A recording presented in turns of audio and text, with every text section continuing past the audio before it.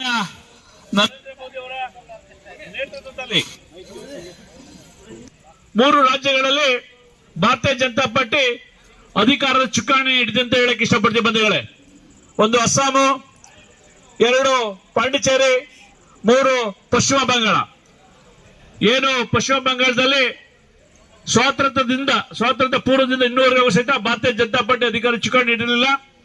ಇವತ್ತು ಸನ್ಮಾನ್ಯ ಏನು ಇವತ್ತಾನೆ ಮಾಜಿ ಆಗಿರ್ತಕ್ಕಂಥ ಮುಖ್ಯಮಂತ್ರಿಗಳಾದ ಮಮತಾ ಅವರ ಸುಮಾರು 100 ಸೀಟ್ಗಳ ಜಾಸ್ತಿ ಗೆಲ್ಲುವ ಮುಖಾಂತರ ಅವ್ರನ್ನ ಸೋಲಿಸಿ ಮನೆಗೆ ಕಟ್ಟಿದೆ ಅಂತ ಹೇಳಕ್ ಇಷ್ಟಪಡ್ತೀನಿ. ಯಾಕಂದ್ರೆ ಅವ್ರು ಮಾತಾಡ್ತಿರ್ಕಂತ ಹಿಂದೂ ದ್ವೇಷದ ಬಗ್ಗೆ, ಸನಾತನ ಧರ್ಮ ಇಲ್ವೇ ಇಲ್ಲ ಅನ್ನಗೆ ಒಂದೇ ಜನಾಂಗದ ನಾಯಕರುಗಳನ್ನ ಮತದ ಓಸ್ಕೊಳ್ಳೋಕ್ಕೋಸ್ಕರ ಅವ್ರು ಮಾಡಿದಂತ ಕಸರತ್ತು ಇವತ್ತು ಹೀನಾಮಾಯವಾಗಿ ಸೋತ್ ಇವತ್ತು ಸೆಡ್ಡೊಡ್ದಿದೆ ಅಂತ ಹೇಳಕ್ ಇಷ್ಟಪಡ್ತೀವಿ ಬಂಧುಗಳೇ.